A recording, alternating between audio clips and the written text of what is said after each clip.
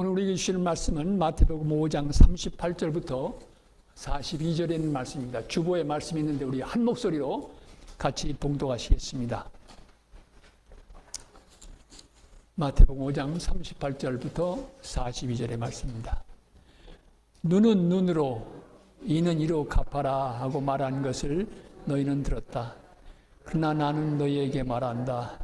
악한 사람에게 맞서지 말아라. 누가 내 오른쪽 파양치거든 왼쪽 뺨마저 돌려대어라.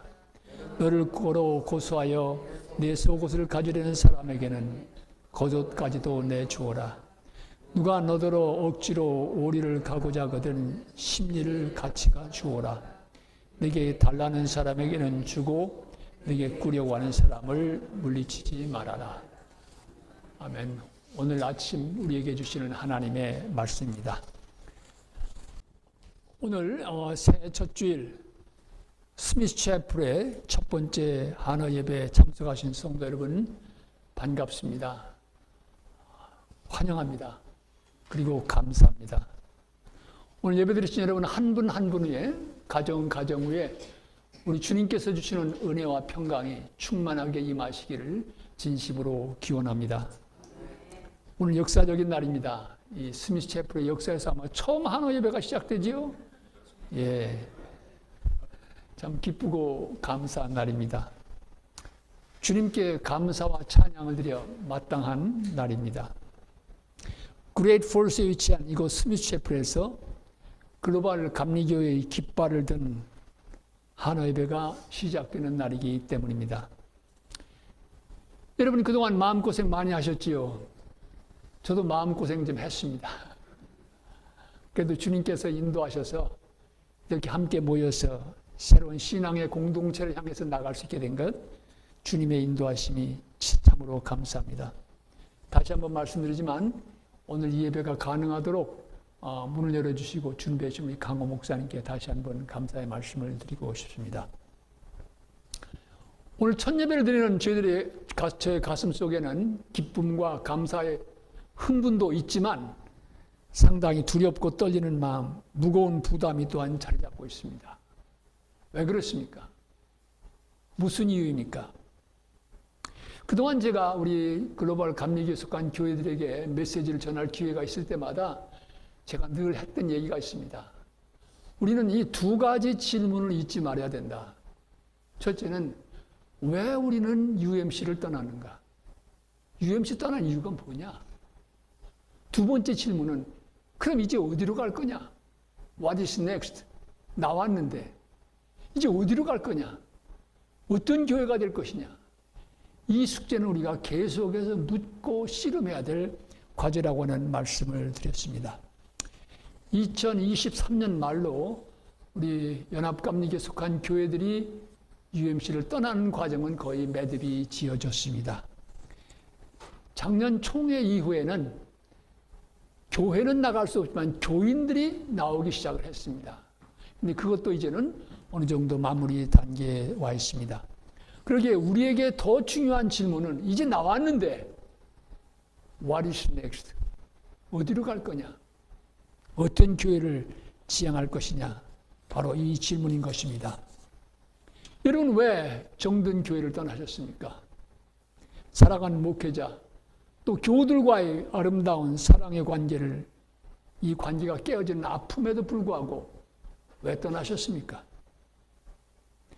우리들의 가슴 속에 동성애 문제에 대한 성서적인 믿음의 고백을 지켜야 된다고 하는 여러분 한 분 한 분의 다짐이 있을 줄 믿습니다.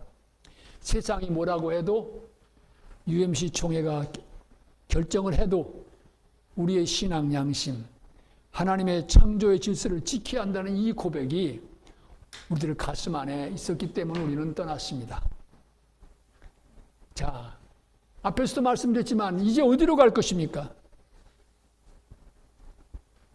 우리 모두도 이 질문을 가지고 씨름을 해야 됩니다. 이 질문을 가지고 기도해야 됩니다. 여러분 왜 오늘 여기 오셨습니까? 물론 첫 예배니까 축하해 주기 오신 분들 참 감사합니다. 그런데 앞으로 함께 믿음의 길을 걸어가려고 생각하시는 분들은 왜 여기 오셨습니까? 여러분 가운데 그런 분 안 계시지만 조 목사가 안다니까 혹시 해서 오신 분이 계시면 잘못 오셨어요. 예?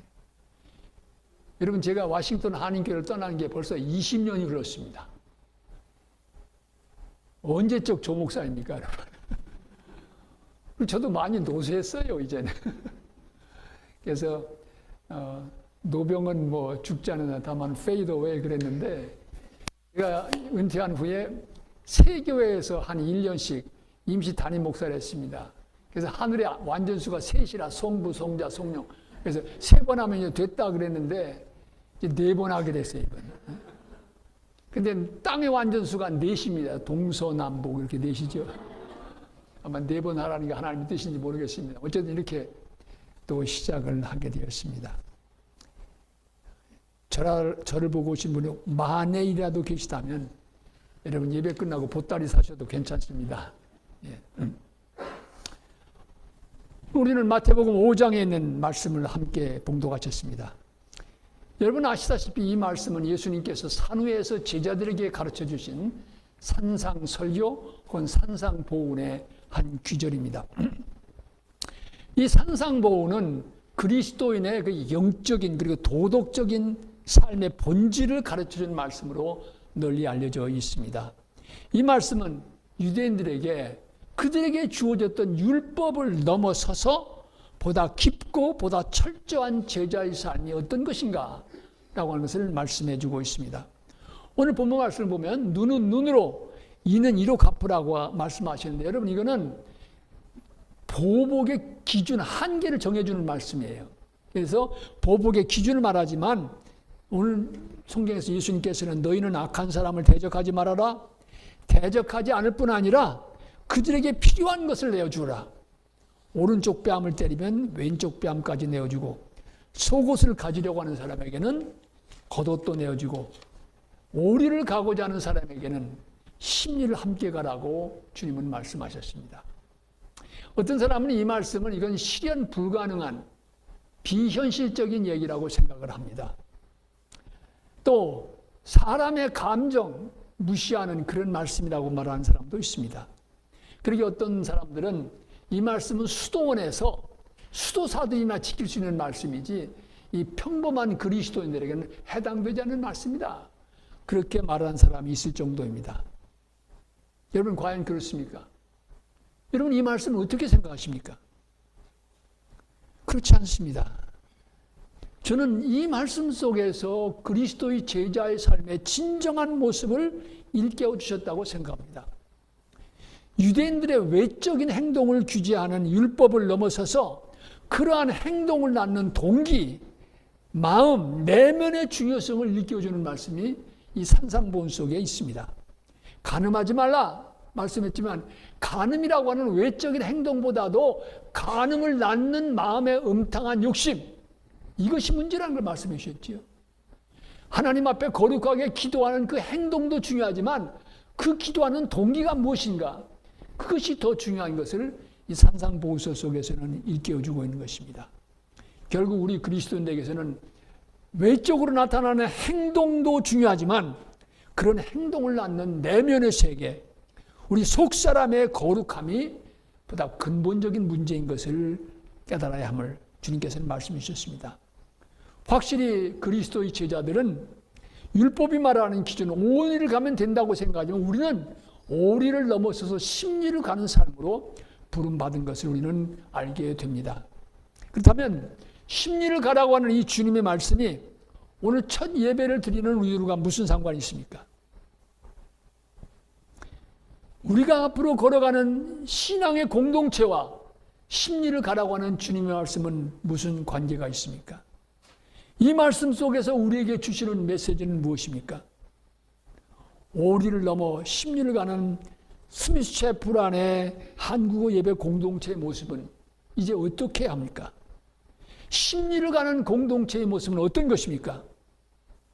한마디로 말씀을 드린다고 하면 심리를 간다고 하는 것은 그동안 걸어온 우리의 믿음, 우리의 삶, 우리의 교회라고 하는 공동체가 이제는 한 걸음 새롭게, 더 충성스럽게, 더 신실하게 변화되어야 된다고 하는 요청 앞에 서 있는 것을 뜻합니다. 글로벌 감리교회가 모임을 가질 때 자주 얘기되는 것이 있습니다. 그것은 우리가 이전에 속했던 교단을 떠난 것은 동성애 문제에 대한 신앙의 고백을 지키기 위해서였지만 떠난 후의 모습이 옛날 그 교회의 모습, 그래서 어떤 사람 얘기해요. UMC 2.0 아니면은 reduce size of UMC, 규모가 줄어든 UMC에 머문다고 하면 무슨 의미가 있느냐? 왜 나왔느냐? 이런 질문을 던지게 되는 것입니다. 우리가 이전에 섬겼던 교단을 떠난 이면에는 주님께서 우리를 향한 기대가 있습니다. 그것은 성서적이고 전통적인 가르침을 붙들 뿐 아니라 한 걸음 나아가서 이 시대 속에서 신실한 주님의 교회로 새롭게 태어나라고 부르신 것을 우리는 반드시 확실하게 꼭 기억하실 필요가 있습니다. 좀 더 구체적인 말씀을 드리고 싶습니다. 오늘 새롭게 시작되는 우리 믿음의 공동체가 추구해야 될 심리를 가는 교회의 모습은 어떤 것입니까? 구체적으로 동성애 문제에 대한 신앙의 고백을 지켜갈 뿐만 아니라 함께 세워갈 신실한 그리스도의 교회, 그리스도인의 모습은 어떤 것입니까? 앞으로 우리가 계속해서 풀어가야 될 숙제지만 저는 오늘 시작하는 시간 3가지를 말씀드리고 싶습니다.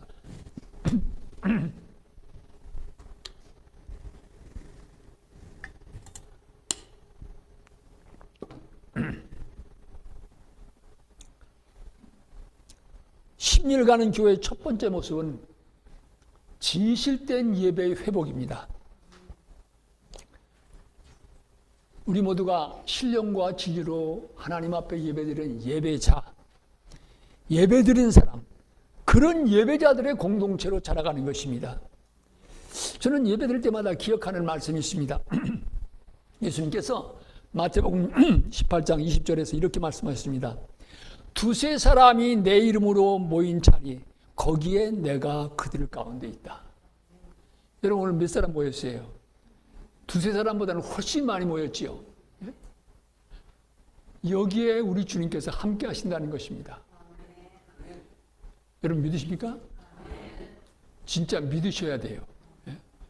여기 이 자리에 우리 모인 이 공동체 속에 주님이 함께 하신다. 성령을 함께 하신다. 진짜 주님이 여기 함께 하신다고 믿게 되면 예배에 대한 기대가 생기게 됩니다. 여기 함께 하시는 주님께서 오늘 내 인생 속에 어떤 역사를 행하실까? 내 삶 속에 주님은 어떤 말씀으로 다가오실까? 기대를 갖게 되는 것입니다. 여러분, 어느 유명한 영성가는 이 기대를 Holy Expectation, 거룩한 기대라고 표현했습니다. 모일 때마다 여러분 거룩한 기대라는 거 모이시기 바랍니다. 우리가 드리는 이 예배 속에 주님이 함께 하시고 주님이 우리 가운데 역사하신다. 마음을 열고 가슴을 열고 주님의 역사를 사모하고 기다리는 이 마음 가지고 우리 함께 예배를 드렸으면 좋겠습니다. 여러분 그리고 예배자의 삶이라고 하는 것은 오늘 주일 예배가 끝났다고 예배가 끝나는 것이 아닙니다. 예배자의 삶이라고 하는 것은 함께 드리는 예배를 통해서 새로운 힘과 깨달음을 얻고 이제 교회 문턱을 나서면서 예배자의 삶이 시작되는 것입니다. 이게 바로 진정한 예배자의 모습인 것입니다. 결국 예배는 우리가 매일 살아가는 인생의 중심이 되고 열쇠가 되고 나침판이 되는 것입니다. 지난해 9월에 코스타리카에서 글로벌 감리교회 그 창립 총회가 열렸습니다. 근데 그 총회 여러 가지 은혜로운 모습이 있었지만 한 가지 분명히 저에게 다가온 뭐냐면은 예배가 얼마나 중요한가. 예배가 얼마나 중요한가. 그러면서 이 총회 기간 동안 예배를 여러 차례 드렸습니다. 근데 찬양하고 예배하면서 가슴이 뭉클해지는 거예요. 눈물이 나는 거예요. 나오라고 얘기도 하는데 사람들이 강단 앞에 나와서 기도하기 시작한 거예요. 회개하기 시작하고. 그러니까 예배 시간이요, 예상했던 것보다 1시간이 늦어졌어요. We don't care. 그럼 어떠냐? 이 예배가 이렇게 은혜롭고 중요한데. 그러니까 예배가 이렇게 은혜롭게 진행이 되니까요. 흔히 미국 사람은 That worship set the tone of the general conference. 총회의 그 기조를 이루게 됐다는 거예요. 그러니까 다른 안건 토의할 때도 그때 받은 예배의 은혜가 스며들어서 정말 서로가 이해하고 교회 하나됨을 지켜가려는 그런 노력의 열매들이 그 총회에서 나타나는 것을 보면서 하나님 그렇습니다. 예배가 중요합니다. 예배가 살아야 합니다. 그것을 다시 한번 깨달았습니다. 여러분, 우리가 이제 함께 걸어가는 신앙의 여정에서 예배를 위해서 기도하고 예배에 참여하고 기대하고 하나님의 역사를 체험하는 일들이 매 주일마다 이루어지기를 진심으로 기원합니다. 두 번째로 우리가 걸어가는 10년이 가는 교회의 모습은 거룩함을 향해서 끝없이 자라가는 교회입니다. 여러분, 글로벌 감리교회의 그 미션은 선교 스테이트먼트는 예수 그리스도의 제자를 길러내어서 지구촌 속에 성경적 거룩함, 스크립처럴 홀리니스, 이거를 널리 펼치는 것, 이것이 바로 우리 GMC의 목표다, 미션이다, 이렇게 이번 총회에서 정의를 했습니다. 그리고 우리가 어떻게 제자를 길러낼 것이냐, 감리교의 본래적인 운동의 모습으로 돌아가요. 뭡니까? 속회입니다. 소그룹입니다. 제자 양성이라고 하는 것이 바로 가장 효율적으로 이룰 수 있는 것이 스몰 그룹, 소그룹을 통해서 이루어진다는 것을 우리는 역사 속에서 배웠고 바로 이 유산을 다시 한번 되찾자라고 하는 것입니다.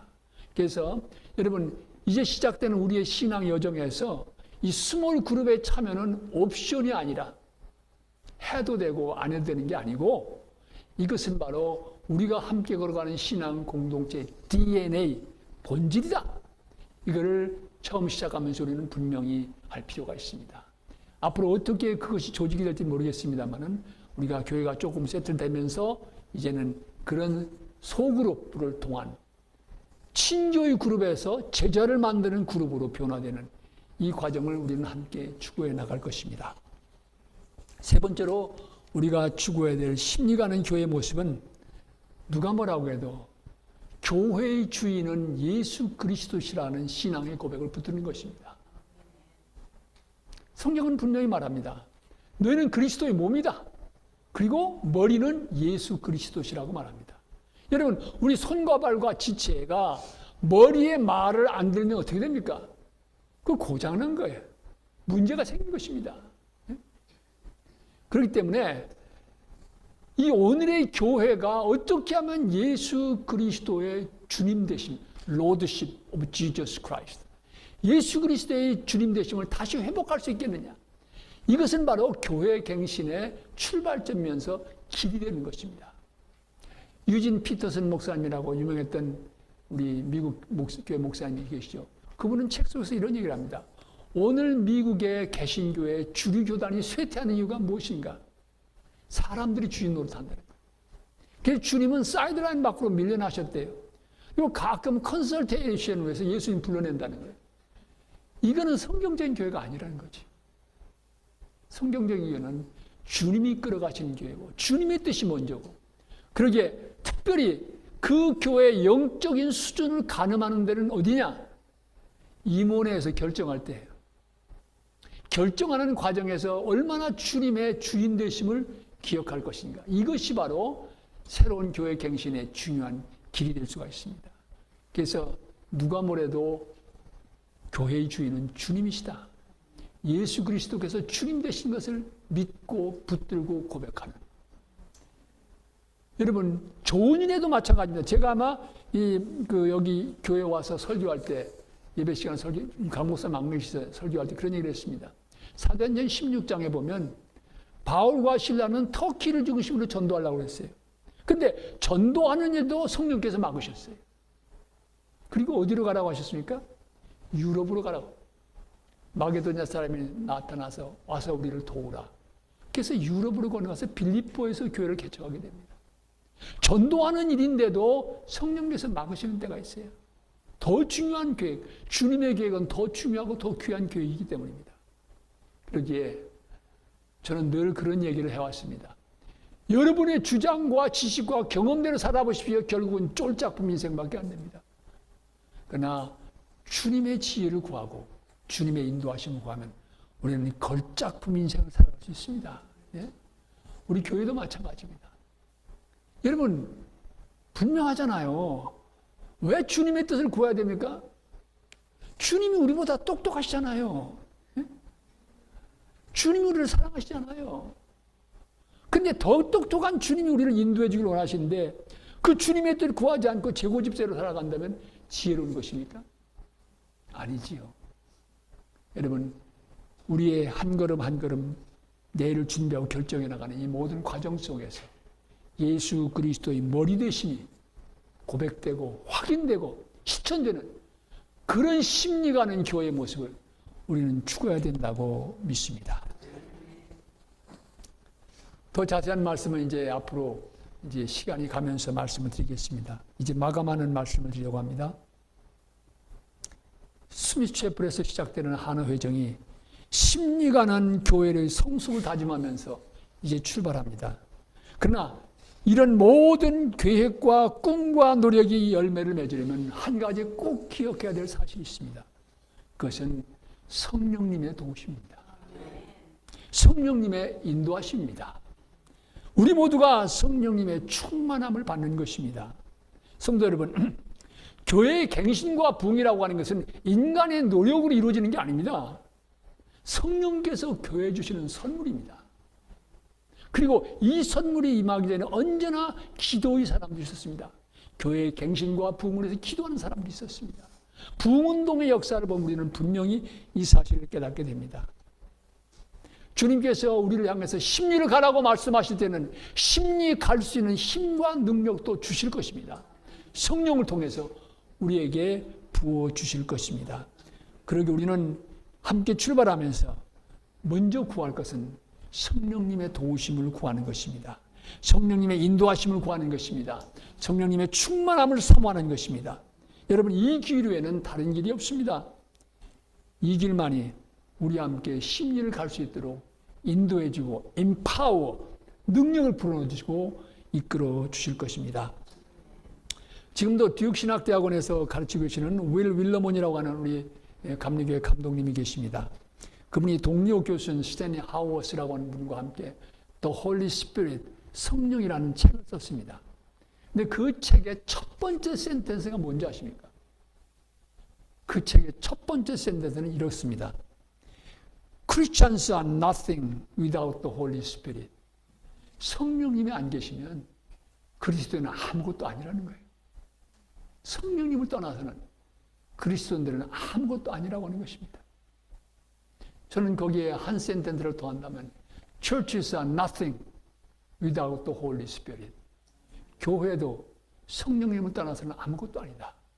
성령님이 안 계신 교회는 사람의 모임이지 교회일 수가 없습니다. Christians are nothing without the Holy Spirit. Churches are nothing without the Holy Spirit. 성령님을 떠나서는 우리 한 사람 한 사람 믿음의 여정도 또 교회도 아무것도 아닙니다. 그렇습니다. 아멘입니다. 성령님의 도우심이 없이는 아무것도 아닙니다. 우리가 시작하는 믿음의 공동체도 성령님의 도우심이 없으면, 성령님의 인도하심을 받지 못한다면 nothing, 아무것도 아닙니다. 아멘. 아멘. 우리 조용히 머리 숙여서 오늘 우리에게 주신 말씀을 묵상하십시다.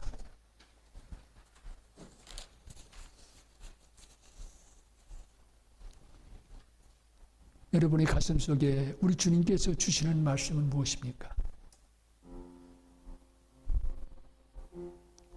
함께 이 여정을 시작하면서 어떤 다짐과 영감과 결단이 우리 모두에게 필요합니까?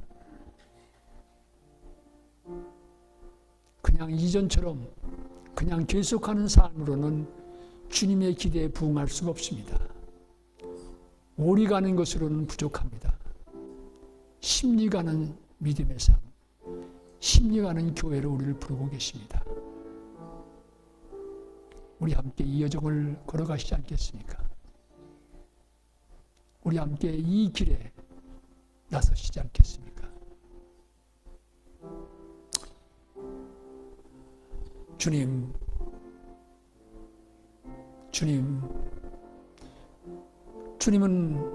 교회의 머리 되심을 고백합니다. 그래도 좀 믿음을 잘 지켜가겠다고 저희들이 이렇게 모였는데 우리에게 갑절의 영감을 부어주시고 성령께서 인도해 주셔서 이 여정이 하나님께는 영광이 되게 하시고 이 세상 속에 블레싱이 되게 해주시옵소서. 진정 주님이 기뻐하시는 믿음의 공동체로 자라갈 수 있도록 우리를 붙들어 주시고 인도해 주시옵소서. 여기까지 에베네셀에 하나님이 인도해 주신 것을 감사합니다. 앞으로도 우리 인생 여정과 교회 미래에 선한 목자가 되어줄 줄 믿습니다. 감사합니다. 예수 그리스도를 받들어 기도합니다. 아멘.